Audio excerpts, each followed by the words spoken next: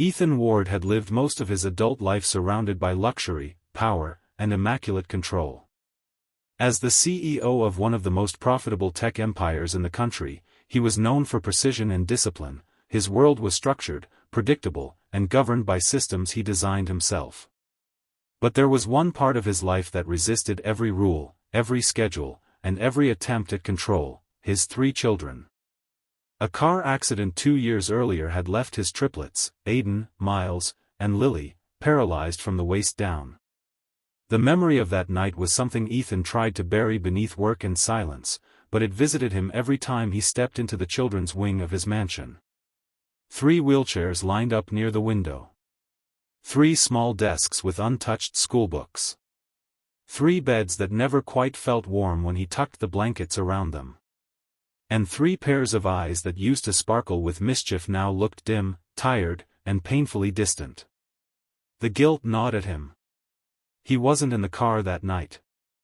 Their mother, Claire, had been driving them home from a weekend trip when a drunk truck driver crossed the median. She had died on impact. The children survived, but at a cost Ethan still struggled to accept. Everyone expected the billionaire father to rise to the challenge, to transform his house into a rehabilitation center, to devote himself to the impossible work of restoring their joy. And he tried, but the truth was harder than he ever admitted: the kids didn't respond to him. Their pain made them retreat, shut off, quiet. They needed someone with warmth. Someone with softness. Someone who could sit with them for hours without checking emails, answering calls, or thinking about mergers. And deep down, Ethan feared that wasn't him. Not anymore. So he hired help. Nurses, therapists, tutors, psychologists. And finally, one maid, Isabella, a quiet woman in her early 30s with soft brown eyes and an accent he couldn't place. She wasn't hired for medical care but for daily support, meals, cleaning, assisting the kids with simple routines. Ethan noticed the children warmed up to her faster than they had to anyone else. Not quite smiles yet, but their eyes followed her. Their voices softened when she spoke to them. Something in her presence disarmed their pain in a way no professional had managed. At first, he was relieved. Then, he began to worry. Strange things started happening. The kids' toys were moved.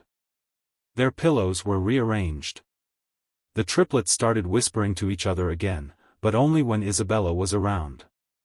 One morning, Ethan entered the playroom to find all 3 children sitting unusually straight, even though their physical therapy hadn't progressed enough for that.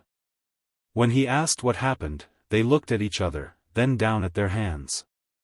He asked Isabella. She cleared her throat nervously, eyes flickering away. Just adjusting their cushions, sir. But something felt off. Ethan Ward was a man who had built his empire by trusting patterns, data, and instincts sharpened over decades. And his instincts were telling him that something wasn't right. He wasn't afraid Isabella would harm the children. No. He feared the opposite, that she was doing something behind his back, something that could emotionally entangle his children in ways he didn't understand. So he did what billionaires with unlimited resources do. He installed cameras. Not the obvious hallway cameras. These were advanced micro-cameras, no bigger than grains of rice, tucked discreetly into the corners of the children's room, blending into shadows, vents, and decorative molding. Ethan justified it to himself as monitoring safety. After all, any parent would want to see what was happening when their kids wouldn't talk. But deep down, he knew what he was doing: he was spying. And he felt awful about it. For hours on the first day, the cameras showed only ordinary activity: Isabella folding clothes, tidying shelves, helping the kids with meals. She hummed softly while she worked, a low melody that Ethan didn't recognize. It was gentle, soothing. Even he felt calmer listening to it through the speakers. But on the 3rd evening, everything changed. The children had finished dinner. The lights were dimmed, soft lamps casting a warm glow across the room. Isabella closed the curtains and rolled the children in their wheelchairs into a loose circle. Ethan frowned. This wasn't part of their nightly routine. Isabella kneeled in front of them and whispered something too soft for the camera microphone to catch at first. Ethan increased the volume, leaning closer to the monitors. Ready? Remember, slow breaths. You are safe. I am here. What? Aiden's small voice floated through the room. But we can't do it, Isa. You can, she said gently. Your bodies remember more than you think. Ethan's pulse spiked. She wasn't giving them medical therapy. That would be beyond her authority. Besides, the doctors had been clear, movement below the waist was unlikely. So what was she doing?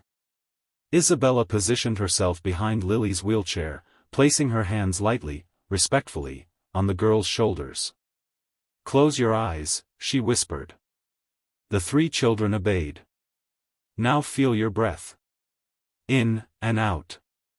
The room fell into a peaceful rhythm of soft inhalations. Imagine light, Isabella murmured, starting in your chest, warm and kind. Imagine it flowing downward, into your legs. It doesn't matter if they don't move.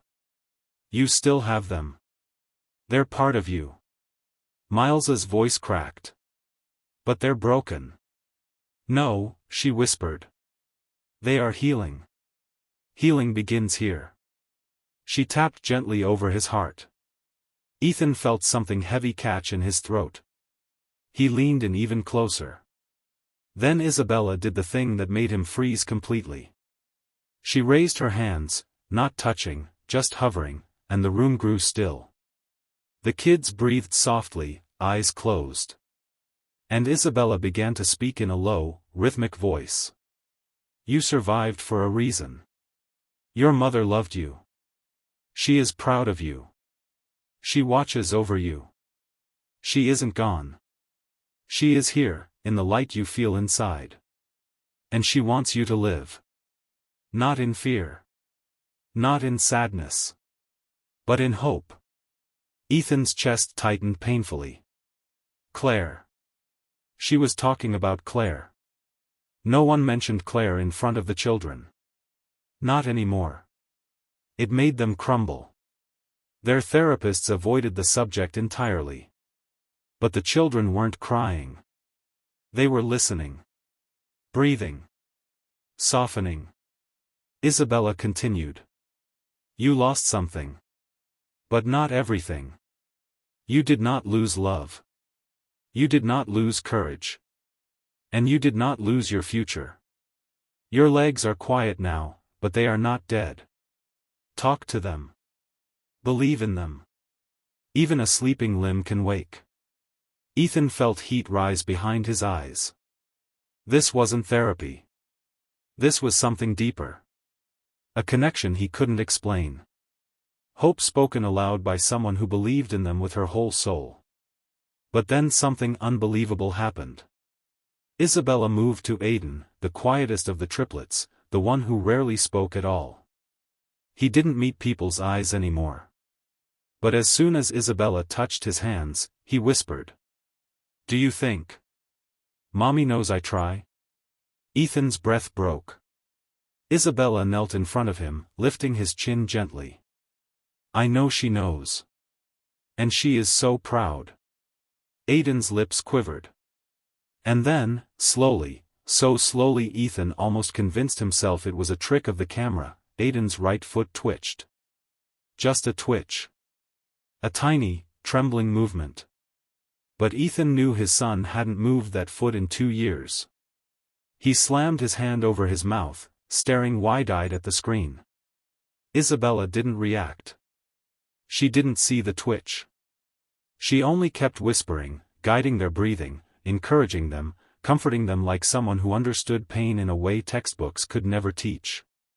Ethan leaned back, stunned, breathless. And shaken to the core. Because Isabella had done something he, with all his money, therapies, equipment, and doctors, had failed to accomplish. She made his children feel alive again. And he had no idea how. Or why.